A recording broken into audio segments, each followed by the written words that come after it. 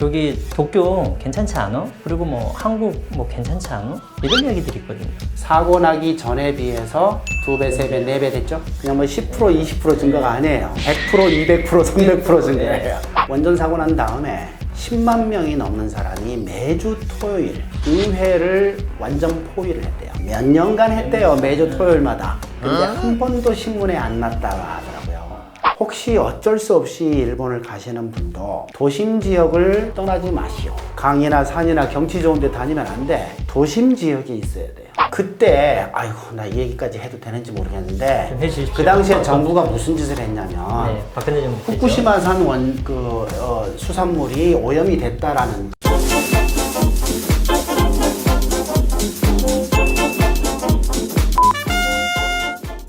네, 반갑습니다. 여러분. 썰태양의 오태양입니다. 오늘의 주제는 2020년 도쿄올림픽 과연 세계 시민은 안전한가? 라고 하는 주제로 다뤄보도록 하려고 합니다. 오늘 함께 해주실 분은 김익중 전 동국대 교수님이십니다. 네, 교수님 안녕하세요. 예, 안녕하세요. 네, 반갑습니다. 지금부터 8년 전에 후쿠시마 원전 사고가 동일본 대지진의 영향으로 일어났고 일본뿐만 아니라 세계적인 재앙으로도 그렇죠. 얘기가 많이 나왔고요. 어떤 원인으로 일어났고 그게 어떻게 그 당시 처리가 되었고 그 과정에서 어떤 피해나 어떤 복구 과정이 있었는지 이런 부분에 대한 정확한 좀 이해가 부족한 것 같아서 후쿠시마 원전 사고에 대한 좀 개괄적인 좀 내용을 부탁드리겠습니다. 예, 잘 아시다시피 2011년 3월 11일 날 네.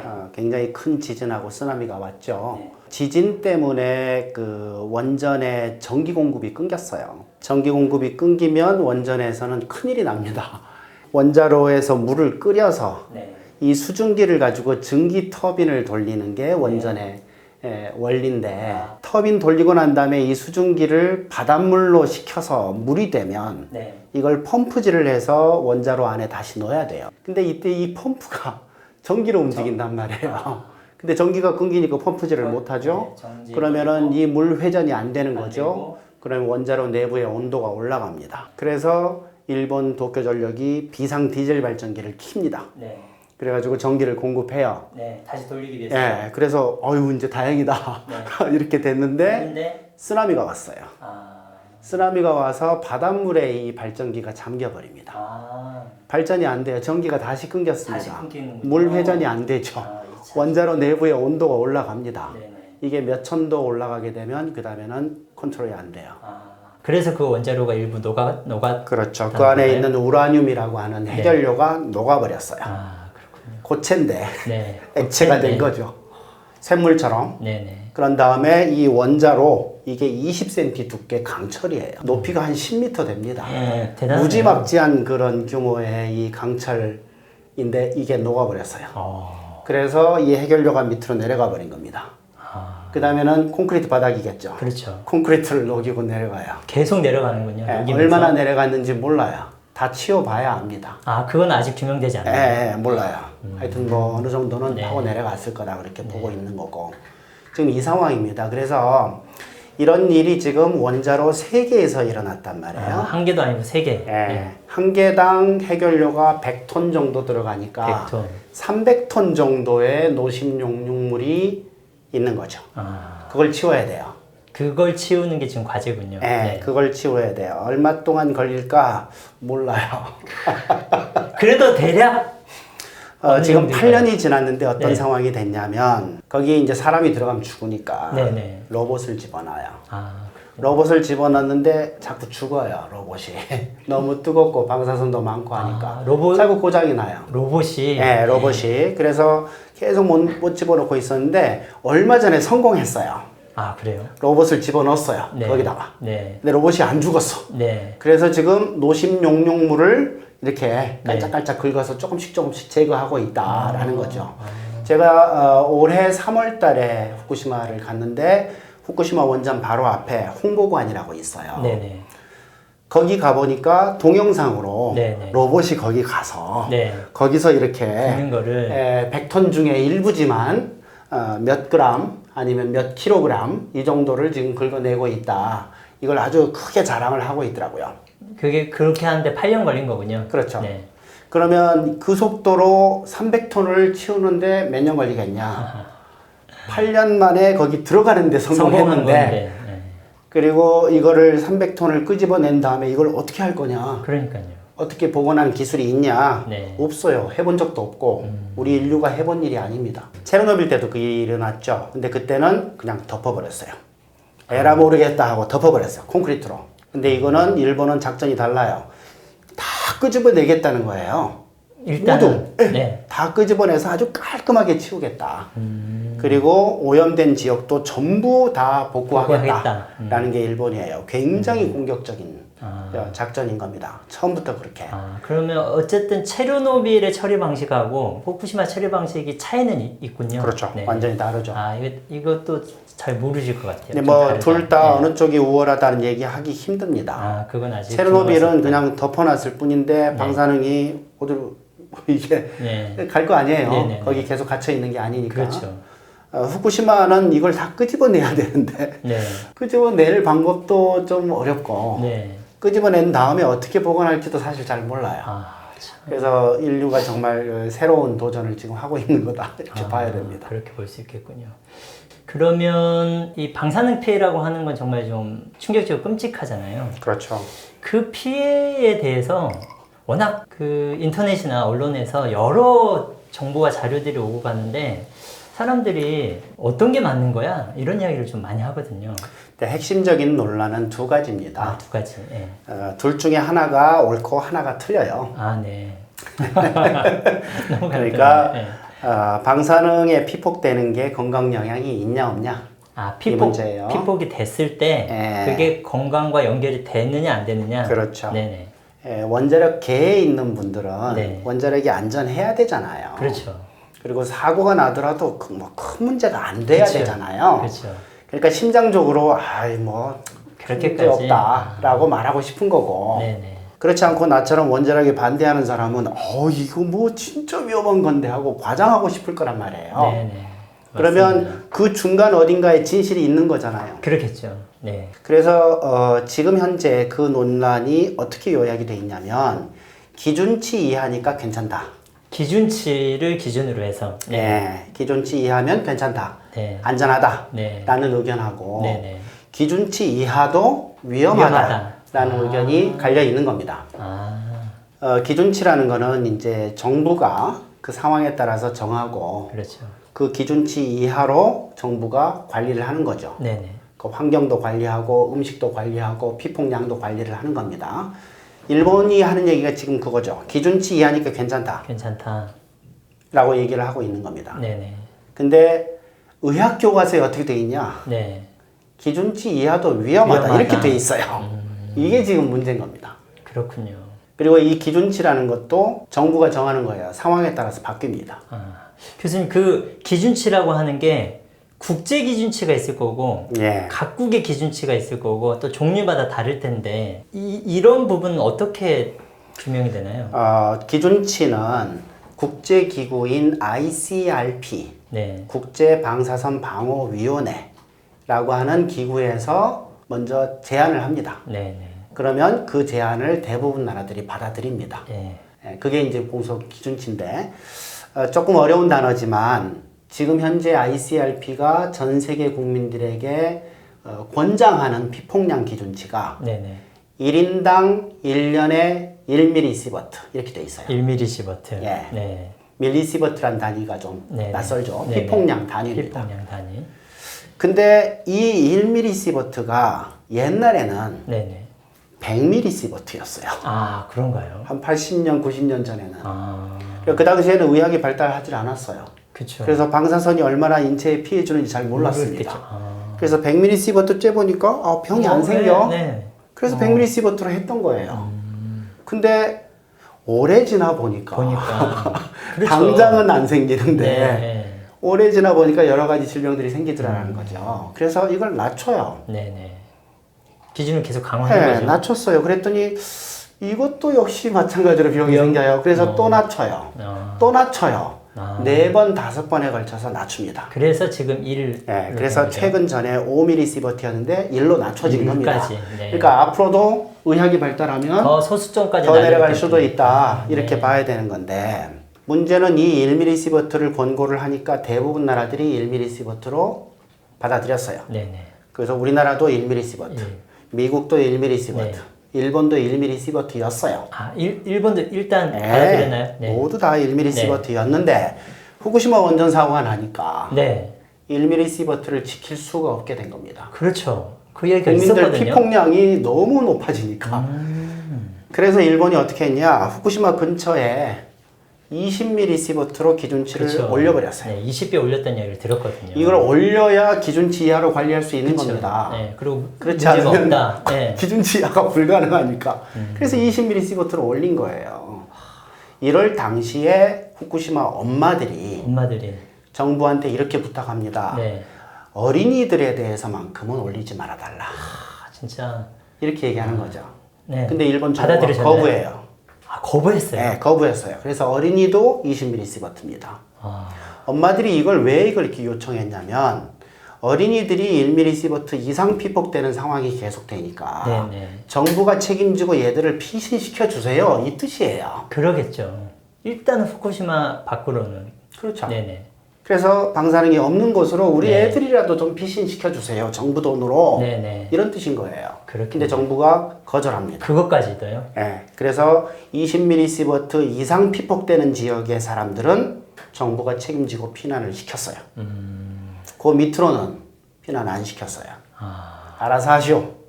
정부 책임 아니오. 살든지 옮기든지는 개인 선택이다. 그렇죠. 그러니까 이 피폭량 기준치라는 게 의학적인 안전 기준치가 아니고 그렇네요. 정부의 의무 한도를 표시하는 숫자다. 이게 이해가 되시죠? 네, 아, 아마 이런 얘기 잘 모를 것 같아요. 그런데 이 20mS로 정해놓고 이거를 네. 아직 낮추지 않은 상태란 말이에요. 현재까지는 계속 오고 있는 네. 거니까 그럼 8년간 20으로 그렇죠. 계속 유지하고 있다는 예, 거죠. 유지하는 거죠. 그래서 그 20mS 이하 지역이 되면 가서 살아도 돼요. 기준치 하니까 안전해요. 하고 그 지역으로 사람들을 이제 보낸단 말이에요. 그러니까 피난을 보낸 다음에는 그 피난하는 사람들한테 정부가 지원금을 줘요. 그렇죠.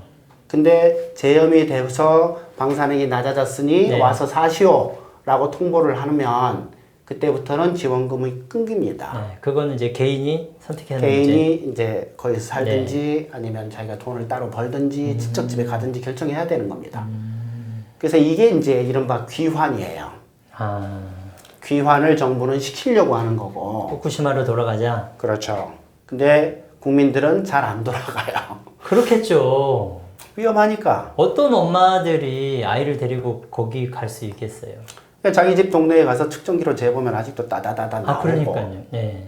거기 어떻게 들어가겠어요? 그러니까 귀환 지역으로 새로 열린 지역인데도 네네. 절반 이하의 주민들만 들어갑니다. 절반이야. 아직 지역에 따라서 뭐 10%밖에 안 가고 90%가 안 들어가고 있고 하는 지역도 있고, 있고. 절반 정도 들어간 지역도 있고 그렇답니다. 네.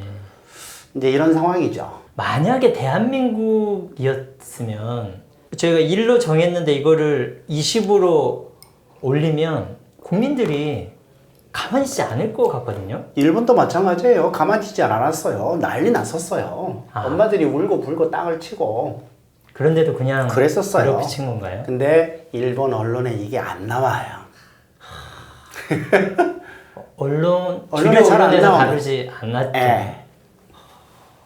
일본 언론 정말 심각하더라고요. 저는 네. 뭐 다 듣는 얘기지만 네. 후쿠시마에 제가 자주 가는데 가서 거기 사는 이제 그 친구들 네네. 되게 이제 의사들인데 이분들하고 얘기를 해보면 원전 사고 난 다음에 10만 명이 넘는 사람이 매주 토요일 네. 의회를 완전 포위를 했대요. 아, 그리고 총리 공관도 완전 포위를 완전 하고 포위하고. 그리고 원전 없애는 정책, 탈원전 정책을 해라라고 요구를 했대요. 네네. 몇 년간 몇 했대요. 년간은. 매주 토요일마다. 근데 한 번도 신문에 안 났다 하더라고요. 아, 정말 심각하네요. 진짜 그 언론이 제 역할을 못하고 있고 정부를 비판하지 못하고 있고 그런 것 같더라고요. 그 이제 나오는 자료 중에 보면 암 환자 발생률이나 특히 이제 어린이들의 어떤 소아암이나 백혈병, 뭐 특히 이제 갑상선 쪽에 이런 것들이 지금 굉장히 후쿠시마 원전 사태 이후에 증가했다라고 하는 지표들이 좀 있는데요. 이런 지금 구체적인 그 건강에 대한 피해 정도는 좀 어떤가요? 당연히 예. 많죠. 방사능에 피폭되는데 건강 영향이 없을까요? 네. 있겠죠. 네네. 그래서 당연히 많은 환자들이 발생하고 특별히 방사능 피폭 때 많이 올라가는 병들이 있어요. 네네. 그런 병들이 증가하고 있는 겁니다. 요게 지금 이제 후쿠시마에서 증가했다는 질병들이에요. 네, 후쿠시마 혈리의과대학 자료였군요. 네, 네. 그리고 여기 이제 논문 여기 제가 네, 지금 네. 표시를 해놨죠. 네, 네, 근거 자료. 이건 제가 찾은 게 아니고 네. 후쿠시마에서 일하고 있는 의사들이 네, 네. 일본 내부 자료들을 정리를 해서 네, 네. 2년 전에 한국 국회에 와서 발표한 내용이 있어요. 네. 그 중에 한 장입니다. 보면 백내장, 협심증, 뇌출혈, 폐암, 식도암, 위암, 소장암, 대장암, 전립선암, 조산, 저체중 출산 이런 것들이 사고 나기 전에 비해서 2배, 3배, 4배 됐죠? 아, 그렇네요. 굉장히 많이 증가했어요. 그렇네요, 진짜. 그냥 뭐 10%, 네. 20% 증가가 아니에요. 네, 100%, 네. 200%, 300% 증가해요. 뇌출혈은 300%네요, 지금 자료. 네, 그러니까 200%가 증가한 거죠. 네네. 소장암은 400%, 네. 전립선암 300%. 그러니까 4배가 돼버리고 3배가 돼버리고 뭐 이런 질병들이 많은 거죠. 네. 근데 이런 병들이 교과서에 예언돼 있는 병들이에요. 방사능에 피폭이 되면 이런 병들이 많아집니다라고 교과서에 쓰여 있어요. 딱 그런 병들이 정확히 증가되고 있는 겁니다. 그러면 이건 정말 방사능 피폭이 거의 현실화됐다라고 하는 객관적 증거인데요. 그렇죠. 이 부분에 대해서 일본 정부의 입장은 지금 어떤 걸까요? 일본 정부는요, 지금 공식적인 입장이 이렇습니다. 원전 사고에 의해서 방사능이 오염이 됐고, 네. 방사능 오염으로 피폭으로 죽은 사람은 2명이다. 이렇게 얘기하고 있어요. 2명이요? 네. 8년 동안 네. 방사능 피폭의 직접적인 원인으로 해서 죽은 사람이 2명이다. 이렇게 돼 있어요. 그러니까 원전 사고 난 다음에 그 사고 난 그 원전에 들어가서 일하던 사람 중에서 그것도 급속히 굉장히 많은 양의 피폭된 사람이 있었어요. 네네. 그 중에 2명이 죽었습니다. 그거는 이제 우리나라 신문에 좀 났는데 네네. 그 사람들 뿐이다. 그러니까 일반 주민들, 국민들의 피폭으로 인한 이런 질환으로 죽은 건 방사능 오염으로 피폭으로 인한 게 아니다라는 게 공식 그거는 입장인 전혀 거죠. 인정 안 하는 거죠. 생각해 보세요. 여기 지금 암들이 많은데 많이 증가했는데 네네. 이들이 모두 살아 있을까요? 지금은 이 없죠. 중에서 죽은 사람도 꽤 있을 거 아니에요. 그렇죠. 완치된 사람도 있겠지만 그렇죠. 그런 게 통계가 안 잡히는 겁니다. 제가 하고 싶은 얘기가 이거예요. 네네. 일본 정부는 네. 원전 사고가 난 다음에 네네. 어떤 피해가 발생했는지 조사하지 않고 있어요. 조사 자체도 안 하고 있다. 역학조사를 안 하고 있어요. 역학조사를. 그러니 이런 일반 의사들이 자기들이 그렇죠. 해서 그렇죠. 정보를 내고 있는 거군요. 정부가 조사해야 됩니다. 그럴 것 같아요. 그게 정부의 의무예요. 네네. 우리 교통사고 나면 사망자 몇 명, 네. 중상자 몇 명, 네네. 통계를 정부가 내지 않습니까? 그렇죠. 그 정부가 해야 될 일이에요. 그렇죠. 원전 사고 났죠? 네. 저 사고 때문에 몇 명 죽었냐? 네. 어떤 병이 얼마나 늘었냐? 네네. 통계를 내고 그걸 국민들에게 밝혀야 돼요. 그게 정부의 숙제입니다. 네. 안 하고 있어요. 그럼 일본 정부는 공식적으로 후쿠시마 원전 피폭에 대한 피해 조사가 없다고 봐야 되나요? 딱 한 가지 하고 있어요. 한 가지요. 후쿠시마 현에서 네네. 18세 미만 어린이에서 네네. 갑상선암이 얼마나 일어났냐? 이것만 조사하고 있어요. 그거는 어쨌든 일본 정부의 공식적인 입장으로. 네. 그래서 일본 정부가 공식적으로 조사하고 있고 조사 결과가 발표되고 있고 그 결과에 의해서도 갑상선암이 증가된 걸로 제가 네, 알고 있는데요. 수십 배 늘었죠. 그러니까 생각해 보세요. 네네. 방사능이 후쿠시마만 오염시켰어요? 그렇지 않죠. 아니죠. 네네. 일본 전국토를 오염시켰어요. 네네. 그것도 좀 나중에 그리고 말씀해 주시고요. 방사능이 어린이한테만 영향 줘요? 그것도 갑상선암만 일으켜요? 그렇지 않죠. 후쿠시마 현의 어린이 갑상선암이 수십 배가 증가했어요. 네네. 그러면 갑상선암 말고 다른 암도 늘고 있을 거 아니에요. 그렇죠. 어린이 말고 어른들도 늘고 있을 거 아니에요. 네네. 후쿠시마 현 말고 일본 전체에서 늘고 있을 거 아니에요. 네네. 조사해야죠. 네네. 안 하고 있습니다. 조사 나 이거 자체. 직무유기라고 보는 거예요. 일본 국민들은 지금이라도 그걸 요구해야 돼요. 네. 이건 정말 저희로서는 좀 상상하기 어려운 일인데 그럼 이런 게 좀 궁금합니다. 후쿠시마 현에서 원자력 사고가 났는데 이게 피해 영향을 주는 어떤 경로나 규모가 지금 어느 정도라고 봐야 될까요? 또 어떤 사람은 후쿠시마는 그렇다 쳐. 그런데 일본 넓은데 저기 도쿄 괜찮지 않아? 그리고 뭐 한국 뭐 괜찮지 않아? 이런 이야기들이 있거든요. 그러니까 보고 싶은 것만 보는 겁니다. 네네.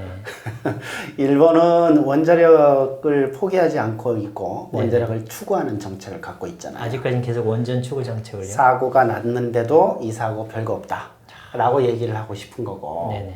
실제로 여러 가지 피해들이 있는데도 그거를 통계도 내질 않고 네네. 있는 거고 네네. 딱 2명 죽었다는 거예요. 그건 정말 충격적이네요. 그래서 오염도 굉장히 적게 됐다라고 얘기하고 싶죠. 당연히 그렇겠네요. 네. 생각해 보세요. 체르노빌 사고는요 원자로 하나가 터진 거예요. 하나가. 네. 후쿠시마는 원자로 세 3개가 터진 거예요. 그리고 사용 후 해결료 수조 4개가 손상을 입은 훨씬 큰 사고입니다. 체르노빌보다 훨씬 크다. 네. 근데 체르노빌 사고에서 인터넷에 뒤져보세요. 체르노빌 오염지도. 네. 그럼 유럽 전체가 오염됐어요. 체르노빌 원자력 영향으로 네. 유럽이 피해 영향권에 들어간다. 그러니까 체르노빌 사고 때문에 바람 방향이 재수 없이 아일랜드 쪽으로 갔어요. 네. 우크라이나하고 아일랜드는 몇천 킬로미터예요. 무지막지하게 그렇죠. 멀어요. 그렇죠. 근데 그 아일랜드 땅이 지금도 오염돼 있어요. 그래서 우유 생산이 금지돼 있어요. 그렇군요. 그러면 일본은 어떨 것 같아요? 일본 땅 전체가 오염돼야 맞죠. 네. 그리고 이게 미국까지 날아가야 맞죠. 왜냐하면 네. 편서풍이니까.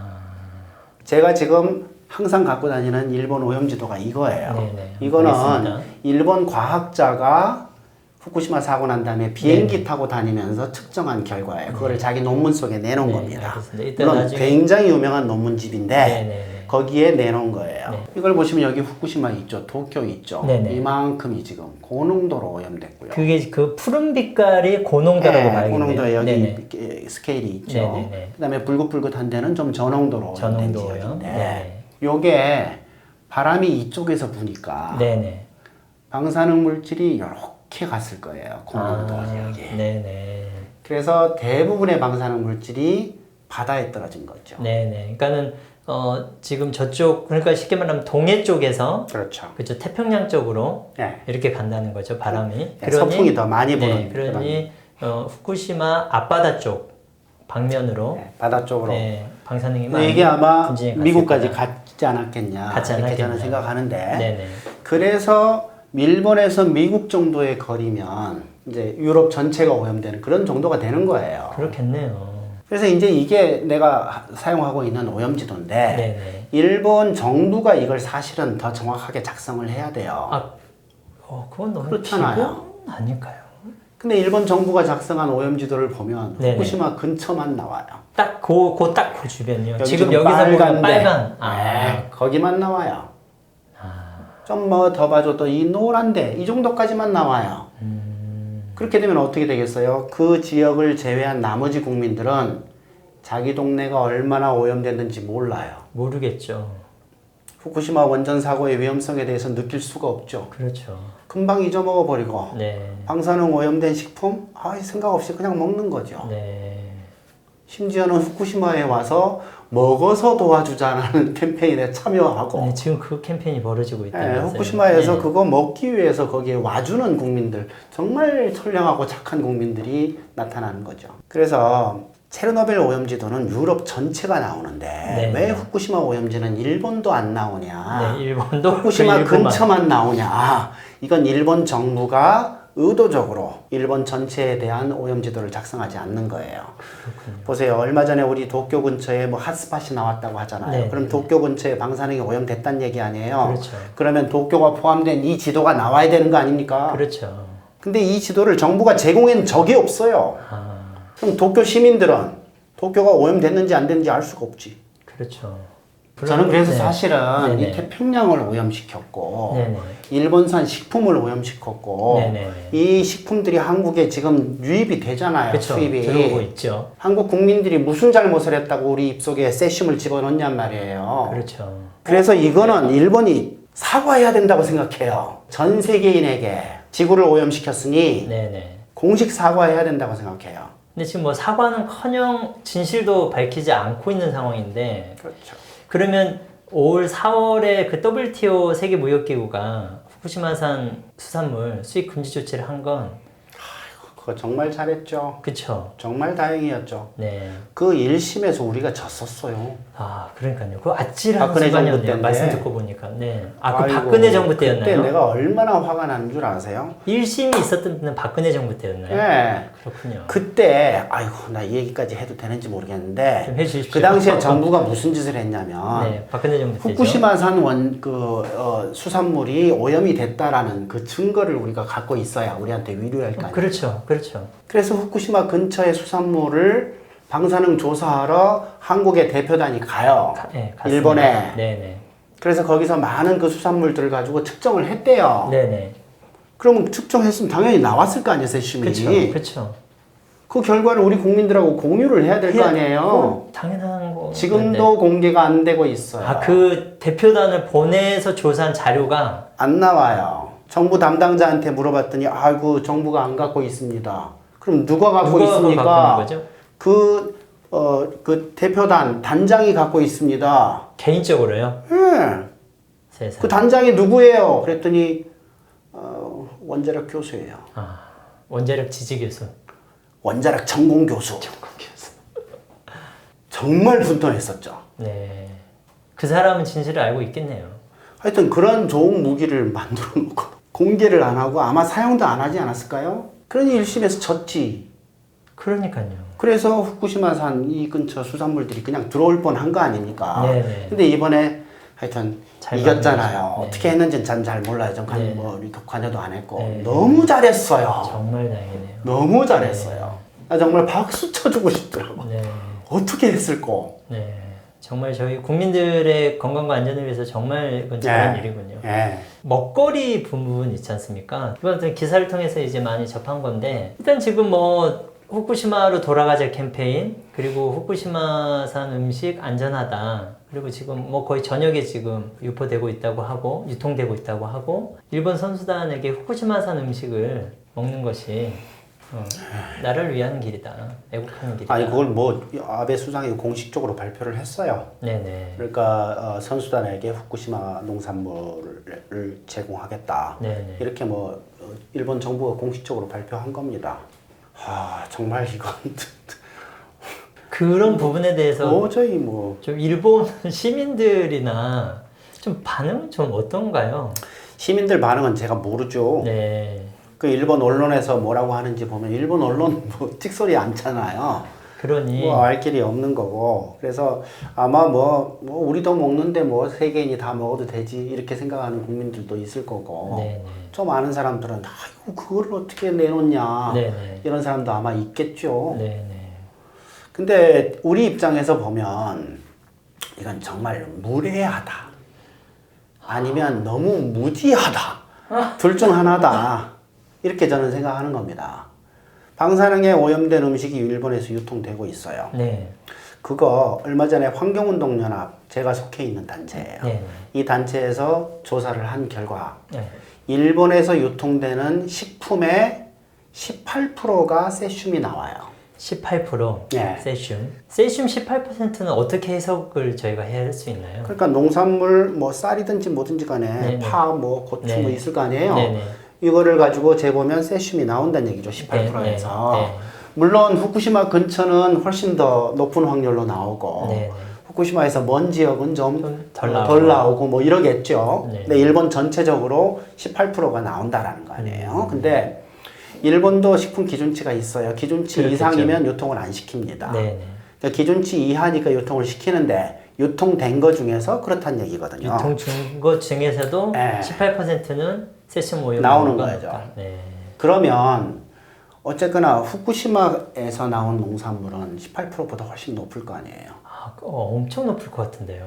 그러겠죠. 네. 50% 넘지 않겠어요? 그렇죠. 나는 100%의 근처에 갈 거다 이렇게 생각하는데 왜냐면 거기가 오염된 지역이니까. 그건 직접 그렇죠. 그러면 먹는 음식마다 모두 세슘이 있는 거예요. 그렇죠. 대부분이. 뭘 먹더라도 다 들어있다는 거예요. 네, 세슘이 분명히 들어있는 식재료를 전 세계 선수들에게 제공하겠다는 얘기예요.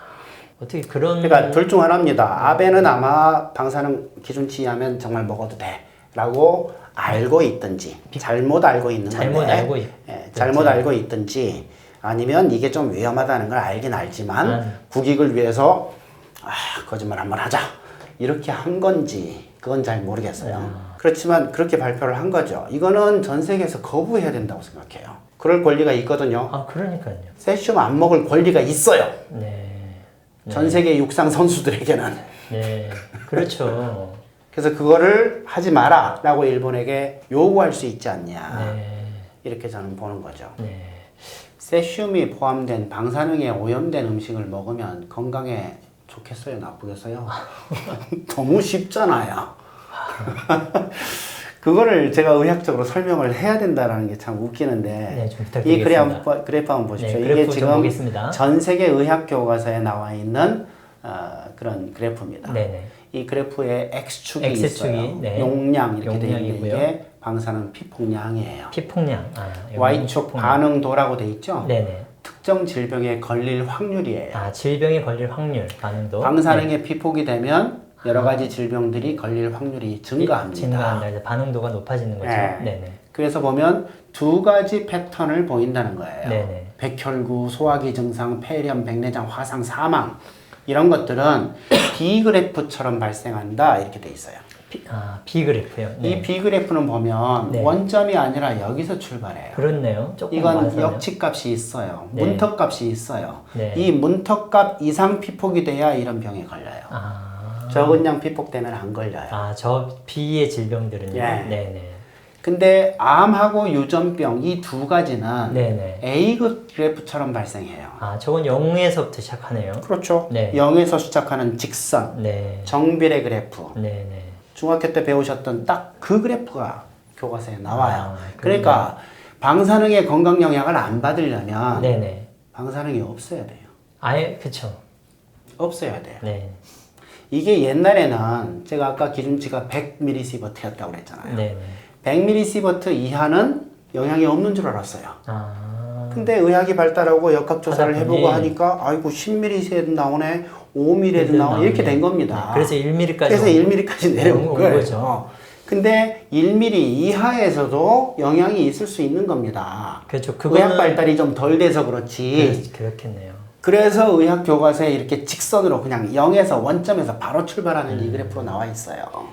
난 이 한국 교과서만 이렇게 돼 있냐? 아니에요. 제가 거의 미국 교과서도 몇 가지 봤는데 네네. 똑같이 돼 있어요. 아, 정비례 이렇게 돼 있어요. 네. 정비례. 그런데 모든 질병을 다 일으키는 것도 아니고 네네.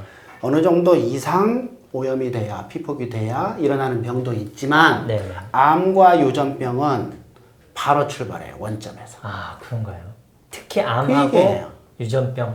이 두 그렇군요. 가지 병은 A 이렇게 발생한다고. 그래프의 해석이 그렇군요. 암과 유전적 변이에 관한 거는 방사능이 조금만 있어도 바로 영향을 미친다. 그렇죠. 이 정도가 전 세계에 공인되는 어떤 교과서적인 예방학 내용이라고 교과서적이 한다면 아니라 교과서에 교과서, 네. 그렇게 돼 있어요. 그래서 기준치 이하라서 안전하다는 말은 틀렸어요. 그 얘기 제가 아까 네. 말씀을 드렸습니다. 네, 기준치 문제. 그러니까 의학적 안전 기준치는 0이에요. 네. 없어야 된다. 네. 방사능으로부터는 자유로워야 된다. 근데 지금 우리나라 농산물들은 없단 말이에요. 세슘이 불검출 안 나와요. 그건 다 안 나와요. 그건 정말 나오는 경우가 매우 드물어요. 정말 다행이네요. 그냥 제로라고 생각하셔도 돼요. 네. 근데 지금 일본은 근데 거의 일본은 18% 약. 그렇죠. 이거 18%에서 세슘이 나온단 말이에요. 더 중요한 건 뭐냐면 세슘이라는 게 음식 속에 들어있잖아요. 네. 원전 사고 때 나온 방사능 물질이 200가지쯤 돼요. 방사능의 물질도 200가지 종류. 사실은 1000가지쯤 된대요. 전체 총으로 하면요. 네. 네. 여기 이게 네. 주기율표죠? 네, 한번 고등학교 보겠습니다. 때 보셨죠? 네, 맞습니다. 수헬립의 분탄질산 외우셨죠? 옛날 생각나네요. 이게 주기율표예요. 네. 여기 있는 게 다 나온다고 보시면 돼요. 아, 방사능으로부터. 네. 네. 생각해 보세요. 여기 지금 우라늄이 여기 되게 뒤에 있거든요. 네, 네. 우라늄이라는 거는 굉장히 큰 원자예요. 아, 원자 중에서도 네, 양성자도 네. 많고 네, 네. 중성자도 많고 덩어리 큰 놈이에요. 네. 이거를 네. 중성자 가지고 쪼개요. 그러면 이게 딱 둘로 쪼개질까? 그렇죠. 그럴 수도 있겠죠. 네, 네. 세 개로 쪼개지기도 하고, 그렇죠. 100개나 10,000개로 쪼개지기도 하죠. 아, 그러니까 바위를 돌멩이로 치면 여기서 나온 조각이 몇 가지가 나오겠냐, 나올지는- 이건 마찬가지예요. 아, 그렇군요. 그러니까 다 나온다고 봐야 돼요. 심지어는 우라늄보다 더 큰 것도 나와요. 아, 큰 덩어리도 나와. 네. 작은 덩어리도 나오고. 그러니까 수소부터 시작해서 다 나와요. 이 중에서 우리는 세슘. 세슘. 이게 아주 유명하죠. 네네. 왜 세슘이 유명하냐면 이게 측정이 쉬워요. 아, 3시간만 재면 정확히 잴 수 있어요. 아, 세슘은요. 네. 근데 다른 거는 하나 재는데 한 달씩 걸려. 아, 일상적으로 못 재. 그러니까 세슘만 재요. 네네. 요오드하고 세슘 이 두 가지는 재거든요. 그게 재기가 편하니까. 측정에 용이하니까 그렇죠. 그게 좀 기준이 되는 거군요. 그러면 후쿠시마에서 나온 방사능 물질 1000가지 중에서 세슘. 800가지 정도는 반감기가 짧아서 네. 며칠 만에 후루룩 없어진대요. 아, 네네. 근데 반감기가 좀 긴 것만 긴 거? 따지면 한 200가지 200개. 된대요. 200개 중에서 세슘이 몇 프로쯤 될까? 얼마나 될까요? 얼마나 될 것 같아요? 힌트를 내가 드릴게요. 네. 세슘이 특별히 많이 나오는 원소가 아니에요. 그러면 전체 방사능 중에 200가지 중에 세슘이 몇 프로쯤 될까? 그렇네요. 그렇게 생각해 보니까. 1%가 안 돼요. 아, 아시겠어요? 전체 구성이 1%는 네. 음식 속에 세슘이 있다. 건 어떻게 해석해야 돼요? 다른- 세슘만 딱 골라서 그 안에 들어갔을까? 다른 방사능 물질이 충분히 그렇죠. 들어갈 개연성이 수십 있죠. 가지의 다른 방사능 물질도 같이 있다. 아. 알 수 없는 양으로 같이 있다. 아. 이렇게 해석해야 돼요. 그러면 세슘이 안 나오면 어떻게 해석해야 되냐? 다른 것도 없다고 보면 돼요. 이 세슘을 측정하는 기계가 굉장히 민감해요. 그래서 여기 안 나오면 불검출되면 다른 것도 없다고 없다. 보면 되는 겁니다. 그렇군요. 세슘이 대표적으로 측정하는 물질인 거니까. 근데 마치 딱 세슘만 있는 것처럼 생각하고 이걸 먹었을 때 피폭량이 얼마가 되니 기준치 이하니까 안전하다. 이런 논리를 굉장히 많이 펴는 사람들이 있거든요. 원자력 계에 있는 사람들 특히. 그거는 너무 난 그건 굉장히 비과학적이고 사기에 가깝다 이렇게 보는 겁니다. 굉장히 위험한 말씀을 하시는 거네요. 그렇게 그러니까 말씀하시는 음식 속에 세슘이 들어있는 걸 먹으면 안 돼요. 세슘 때문이기도 하지만 같이 들어있는 다른 방사능 물질의 영향이 어떨지 몰라요. 저희가 요런 것도 한번 조금 궁금해 하실 것 같아요. 일본 여행을 그렇다고 지금까지도 많은 사람들이 갔고 지금 이제 또 앞으로 갈 수도 있잖아요. 일본 여행을 갔을 때에 그것이 어느 정도 좀 영향을 미친다라고 좀 이렇게 좀 추측할 수 있을까요? 네. 저는 이제 8년 전부터 일본 여행 가지 맙시다. 일본 여행 가지 말자. 예, 그 얘기를 계속 해왔던 건데 벌써 8년 전부터 하셨었군요. 예, 후쿠시마 이후에 일본 네. 농산물 뭐 환경이 오염돼 있으니 네. 가면 피폭됩니다. 네. 가능하면 가지 맙시다. 이 얘기를 8년간 해왔는데 한국 국민들이 계속 일본 여행자가 증가하더라고요. 한 해 650만 명 건너갑니다. 그러니까 후쿠시마 이후에 굉장히 많이 증가했어요. 네. 그래서 아이고 내가 떠들어봤자 소용없구나. 그런 이제 그 절망을 많이 했었죠. 네. 근데 뭐 생각해 보세요. 네네. 지금 아까 보여드린 그 데이터가 네네. 원전 사고 난 지 3년 만에 이런 질병이 이렇게 증가한 거예요. 네네, 그렇죠. 그 사람들은 그러니까 3년 동안 꾸준히 피폭이 되니까 그렇겠죠. 그만큼 위험해진 거란 그렇죠. 말이에요. 그 지역에 계속 사니까요, 그죠? 예. 네. 근데 여행을 가면 네네. 훨씬 짧으니까 네. 피폭량도 그 사람들에 비해서 훨씬 적을 거 아니에요. 네, 네. 그만큼 위험한 거예요. 아, 예를 들어 100분의 1이다. 네네. 그러면 100분의 1만큼 위험한 거예요. 네네. 그 기간이 그렇게 생각하시면 됩니다. 일본에 여행 가면 죽어요. 누가 그러면 거짓말 마시오 내가 그럴 거예요. 네. 그런 일 없어요. 그렇군요. 그렇지만 위험이 증가한다는 거죠. 그 비례해서. 비례해서. 그걸 감수하고 가겠다 하면 제가 못 말립니다. 네. 그렇지만 이제 의사로서 가지 마시오라고 얘기는 하고 싶은 거죠. 직접 가시면 안 된다. 혹시 어쩔 수 없이 일본을 가시는 분도 네네. 도심 지역을 떠나지 마시오. 시골길을 한적하게 산책하러 다니지 마시오. 그렇군요. 강이나 산이나 경치 좋은 데 다니면 안 돼. 도심 지역에 있어야 돼요. 그게- 콘크리트하고 지금 아스팔트 위에 있으면 안전해요. 그게 어쨌든 최대한 방사능으로부터 안전할 수 있는 예. 방법인데 지금 한국에서 일본 여행 가는 것들은 대부분 다 한적한 외곽 도시들, 시골인데 그거는 뭐 하여튼 뭐 피폭이 되는 거고 그래서 흙을 밟지 마시오. 이렇게 가급적이면 좀 네. 요약을 해서 얘기하고 싶어요. 네. 그리고 이제 어린이들은 또 방사능에 더 민감하거든요. 그렇죠.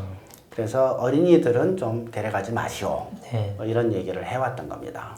그러니까 그럼 체류 기간도 짧게 하고 먹는 것도 어쨌든 가급적 좀 가려 먹어야 될 필요성도 좀 그거는 있겠네요. 조심할 방도가 없죠. 네. 한국에서 좀 네, 싸가니까. 음식점에서 뭘 시켰어요. 뭐가 네. 나와요. 이거 네. 방사능 측정해 본 것도 아니고 네, 그렇죠. 원산지가 재료가 어딘지도 뭐 알 수 없는 네, 거고. 네. 그래서 그건 어쩔 수 없습니다. 그건 그러니까 조금- 18%의 확률로 세슘을 먹는다. 이렇게 생각하면 되죠. 그렇게 말씀하시니까 너무 네. 음식 한 가지에 재료가 다가오네요. 18가지가 들어있으면 그거는 먹는 거다. 어, 이렇게 생각하면 되는 거죠. 그렇게 우리가 생각해 볼 수도 있다. 그렇지만 그 양이 적으니까 네네. 이 정도 위험 감소하고 네. 네, 일본 가겠다 하면 가는 겁니다. 네. 얼마 전에 그린피스에서 좀 밝힌 보고서가 이런 내용이 좀 있습니다. 지금 후쿠시마 원전 그 지하에 방사능 오염수, 뭐 어떤 데는 한 100만 톤, 뭐 111만 톤, 어쨌든 100만 톤 이상의 네. 방사능 오염수가 저장돼 있고 일본 정부가 이거를 지금 사실 기준치 밑으로 통제하려고 했는데 이건 통제가 안 된 걸로. 안 되죠. 그 네. 기술이 없습니다. 네. 2020년경에 어쨌든 이건 이제 바다로 흘려보내야 될 수밖에 없는 그런 또 계획을 가지고 있다고 하는데 거짓말이에요. 이거는 지금 갖고 어떻게 있으면 돼요? 돼요. 보관하고 있으면 돼요. 돈 좀 더 드리면 됩니다. 아 그런가요? 나는 그거 그 바다에다 버리는 거 정말 지극히 반대해요. 극렬하게 반대해요. 네. 그 후쿠시마는 지금 다 네. 정리가 안 됐기 때문에 그렇죠. 네. 오염수가 새로 생긴단 말이에요. 네네. 생각해보세요. 원자로 3개가 밑에 구멍이 뚫렸어요. 네네. 그리고 300만 톤 이상의 노심 용융물들이 지금 바닥에 있단 말이에요. 그렇죠. 이게 지금 지하수가 흐르면서 만날 거 아닙니까? 그렇죠. 서로 만나겠죠. 그리고 이걸 계속 시켜야 되기 때문에 물을 뿌리고 있을 거고 네네. 그 뿌린 물을 다 회수 못 하고 있단 말이에요. 네네. 일본에서 이 오염수들이 계속 나오니까 이걸 모아서 측정을 해보고 저농도로 오염돼 있으면 바다에 계속 버리는 거죠. 그렇죠. 그걸 쌓아놓을 수도 없으니까. 고농도인 것들만 지금 통에다 넣어놓은 거란 말이에요. 네. 지금 100만 톤 넘는 그 오염수는 네. 고농도 오염수예요. 고농도죠. 그렇죠. 그거를 버리겠다는 얘기 아니에요. 바다에. 태평양에다가 그러니까요. 돈 좀 더 들여서 네. 산에 나무 깎고 보관하란 말이죠. 태평양에 보는 한 300년 정도 어쨌든 돈 그거는- 들여서 네네. 보관을 해야지. 그걸 왜 태평 바다에다 버리냐고. 그게 버렸을 때 어떤 영향을 줄지는 또 알 수 없는 거지 않습니까? 아니 전 세계 바다로 흩어지죠. 태평양 일본 겁니까? 그러니까요. 이건 정말 인류를 상대로 한 환경범죄 아닌가요? 법죄죠 당연히. 네. 미안하다라는 표시를 적어도 전 세계인에게 해야 될 것이고 네. 그걸 하여튼 버리겠다고 하니까 저는 그거는 꼭 좀 국제사회가 막아야 된다 이런 생각이 들고요. 네. 그럼 이 시점에서 이런 말씀을 꼭 여쭤보고 싶습니다. 도쿄올림픽에 4천만 명을 아베 정부가 불러들이려고 하는데요. 이게 가능한 일일까요? 지금 아베가 하는 일 중에서 3가지는 정말 내가 극렬하게 반대하고 싶어요. 네, 세 첫 가지요. 번째는 네. 송화봉송을 후쿠시마 원전 네. 근처에서 시작해요. 거기가 원래는 접근할 수 없는 귀한 불가 지역이었어요. 네, 그렇게 있다가 송화봉송 때문에 그걸 지금 해제. 지금 이제 한다고 하더라고요. 그 피난 지역을 계속 줄여가고 있단 말이에요. 네네. 그래서 이제 최근에 그 피난 지역에서 해제된 지역이란 말이에요. 네. 거기서 출발을 해요. 네. 이건 의도적으로 그렇죠. 후쿠시마 원전 사고가 다 끝났다. 라는 선언을 하고 싶은 겁니다. 이게 이제 방사능 안전을 홍보하는 거죠. 그렇죠. 그 목적을 위해서 많은 사람들이 피폭당하는 거예요. 네. 그거 좀 코스를 바꿨으면 좋겠다는 거고. 네. 굳이 꼭 거기서 할 필요는 없지 않습니까? 그렇죠? 두 번째는 야구 경기 포함해서 뭐 후쿠시마에서 소프트볼, 네. 거기서 네. 한다더라고요. 네. 아니 일본의 야구 경기장이 얼마나 몇 개나 많을 많은데. 텐데 네네. 왜 하필 거기서 그런 생각이 드는 거죠. 선수들뿐만 아니고 구경하러 간 사람들 시민들, 언론 다 피폭이 될 거란 네. 말이에요. 네. 그리고 세 번째 정말 화가 나는 게 아까 말씀드린 그거예요. 세계에서 온 선수들한테 후쿠시마 농산물을 제공하겠다. 네. 이건 뭡니까? 그렇게 해서 무슨 이익이 생기는 거죠, 아베한테? 그러니까요. 전 세계 선수들한테 세슘을 먹여서 무슨 이익이 생기는 거죠, 아베한테? 그래서 이 세 가지는 철회해라 라고 요구했으면 좋겠어요. 네, 우리나라뿐만 아니라 네, 전 세계에서 많은 나라들이 네네. 같이 요구해서 네네. 그건 좀 수정을 했으면 좋겠어요. 네. 그건 요구할 권리가 있어요. 네. 내가 세슘 먹으려고 일본 가는 거 아니다. 그렇죠. 운동하러 가는 건데 네. 이게 평화의 제전 아닙니까? 그러니까 건강하고 안전하게 경기를 치르고 올림픽을 관람할 수 있는 그런 기본 상황과 조건은 일본 정부에서 책임을 져줘야 되는데 말씀하셨던 성화봉송을 후쿠시마현 인근에서 구시한다는 것, 두 번째 후쿠시마 현에서 야구 경기와 소프트볼 경기를 치른다는 것, 그다음에 세계 선수단들에게 후쿠시마산 음식을 먹이는 거, 예, 제공한다는 것. 이건 정말 너무 명백하게 저는 문제 있는 행동이라고 말씀을 좀 해주고 계십니다. 네, 그 세 가지는 굉장히 중요한 요소입니다. 예, 요거를 분명하게 다른 나라들과 연대해서 해야 될 거라고 저는 생각을 하고요. 네. 네, 오늘 썰태양 2020년 도쿄올림픽 세계의 시민은 안전함과 김익춘 교수님과 함께 했습니다. 8년 전에 일어났던 후쿠시마 원전 사고는 아직도 현재 진행형이다, 이렇게 말씀드릴 수 있을 것 같고요.